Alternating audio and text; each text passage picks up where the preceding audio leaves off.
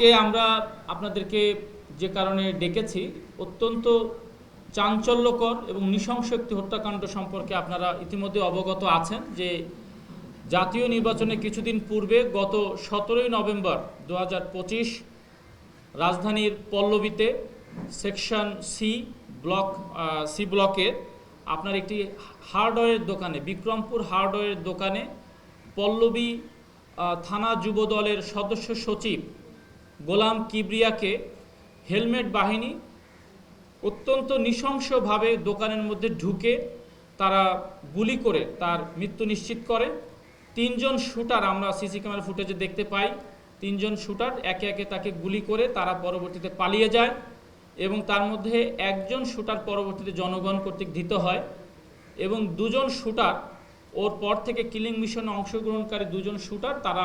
এই ঘটনার পর থেকে পলাতক ছিল। চাঞ্চল্যকর এই হত্যাকাণ্ডের সিসিটিভি ফুটেজ যখন সামাজিক যোগাযোগ মাধ্যমে প্রচারিত হয় তখন দেশব্যাপী ব্যাপক সমালোচনা এবং একই সঙ্গে একটি চাঞ্চল্য এবং আতঙ্ক তৈরি হয়। নগদ নিয়ে এলো হার নামানা হার অফার। সর্বনিম্ন 10,000 টাকা রেমিটেন্স নগদে পাঠালে থাকছে স্বর্ণের হার জেতার সুযোগ। যে দিনে দুপুরে এরকম একটি রাজনৈতিক ব্যক্তিত্ব, এক ধরনের বড় ধরনের নেতাকে সন্ত্রাসীরা ওপেনে দিনে দুপুরে গুলি করে তাকে হত্যা নিশ্চিত করে। এরই ধারাবাহিকতায় আমাদের র্যাপিড অ্যাকশন ব্যাটালিয়ন র্যাব 4 আমরা এই ঘটনাস্থলে যাই, সিসি ক্যামেরা ফুটেজ সংগ্রহ করি, আশেপাশে সিসি ক্যামেরা ফুটেজ সংগ্রহ করি এবং আমরা এই ঘটনায় কিলিং মিশনে যারা অংশগ্রহণ করেছে এবং মাস্টার মাইন্ড তাদেরকে ধরার জন্য ছায়া তদন্ত শুরু করি। ছায়া তদন্তের এক পর্যায়ে ইতিমধ্যে আপনারা জেনেছেন যে আমরা এই ঘটনার অন্যতম পরিকল্পনাকারী এবং ঘটনার সঙ্গে সরাসরি জড়িত পাতা সোহেল এবং বুকপোড়া সুজনকে আমরা আগেই গ্রেপ্তার করেছিলাম, কিন্তু এই হত্যাকাণ্ডের কিলিং মিশনে অংশগ্রহণকারী দুজন অন্যতম শুটার যারা সরাসরি সিসি ক্যামেরা ফুটেজে আমরা দেখতে পাই যে হেলমেট পরে অস্ত্র নিয়ে আমাদের ভিকটিম নিহত গোলাম কিবরিয়াকে গুলি করে, তারা ধরাছোঁয়ার বাইরে ছিল এবং তারা দীর্ঘদিন ধরে পলাতক ছিল। কিন্তু তারপরেও যেহেতু এটি একটি অত্যন্ত চাঞ্চল্যকর হাই ভোল্টেজ একটি হত্যাকাণ্ড, আমরা এই পলাতক আসামিদেরকে ধরার জন্য আমাদের প্রচেষ্টা, তদন্ত এবং আমাদের সার্বক্ষণিক গোয়েন্দা তৎপরতা অব্যাহত রাখি। এরই এক পর্যায়ে আমরা জানতে পারি তথ্য প্রযুক্তির সহায়তায় যে এই আসামিগুলো তারা বিভিন্নভাবে দেশের বাইরে, বাংলাদেশের সীমান্ত অতিক্রম করে দেশের বাইরে যাওয়ার চেষ্টা করছিল, কিন্তু পরবর্তীতে হাদি হত্যাকাণ্ডের পরে যখন আমাদের সীমান্তে কড়াকড়ি হয় এবং সীমান্ত অতিক্রম করা যখন খুব দুষ্কর হয়ে পড়ে তখন তারা অবৈধ পথে দেশের সীমান্ত অতিক্রম করতে ব্যর্থ হয় এবং তখন তারা আবার নির্বাচন পরবর্তী সময়ে এই যে একটু স্থিরতা আছে তখন তারা আবার ঢাকায় ফিরে আসে এবং তারা বৈধ পথে তারা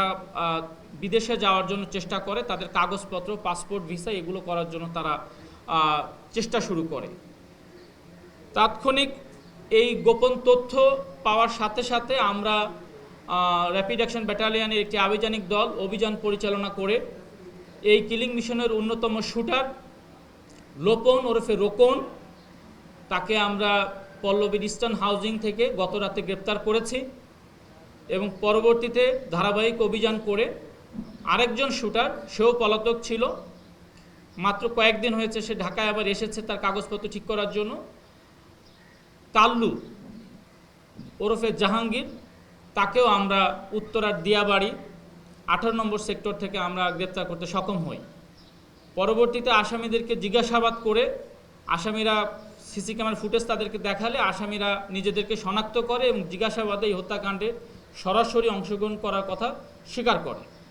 পরবর্তীতে আসামিদেরকে আমরা যখন হত্যাকাণ্ডে ব্যবহৃত অস্ত্র সম্পর্কে জিজ্ঞাসাবাদ করি, জিজ্ঞাসাবাদের এক পর্যায়ে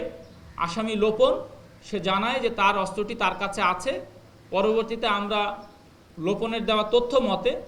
লোপনের বাসা থেকে এই হত্যাকাণ্ডে ব্যবহৃত একটি অত্যাধুনিক বিদেশি রিভলভার এবং 3 রাউন্ড তাজা গুলি উদ্ধার করি। এই রিভলভারের চেম্বারে 6টি গুলি থাকার কথা, 3টি গুলি পরবর্তীতে তাকে জিজ্ঞাসা করলে সে বলে যে ঘটনায় সে 2 রাউন্ড ফায়ার করেছিল আমাদের গোলাম কিবরিয়াকে ভিকটিম এবং 1 রাউন্ড গুলি সে পরবর্তীতে ওখান থেকে বের হয়ে জনগণকে নিবৃত্ত করার জন্য, যখন জনগণ আশেপাশের লোকজনকে সরিয়ে দেওয়ার জন্য সে 1 রাউন্ড ফাঁকা গুলি করে। এই 3 রাউন্ড গুলি সে ওখানে খরচ করে, আর বাকি 3 রাউন্ড আমরা তার অস্ত্রটির মধ্যে চেম্বারের মধ্যেই পাই। আসামিদেরকে জিজ্ঞাসাবাদে আরও চাঞ্চল্যকর কিছু তথ্য পাওয়া গেছে, যেটি আমরা পরবর্তীতে, এই মামলাটি বর্তমানে ডিএমপি ডিবি তদন্ত করছে, তাদেরকে আমরা হস্তান্তর করব। আসামিদের নামে বাংলাদেশের বিভিন্ন থানায় অনেক মামলা রয়েছে, বিশেষ করে হত্যা, চাঁদাবাজি এবং মাদকের মামলা পাওয়া যায়। আসামিদেরকে পরবর্তী আইনগত ব্যবস্থা নেওয়ার জন্য আমরা যথাযথ কর্তৃপক্ষের কাছে অচিরে হস্তান্তর করব।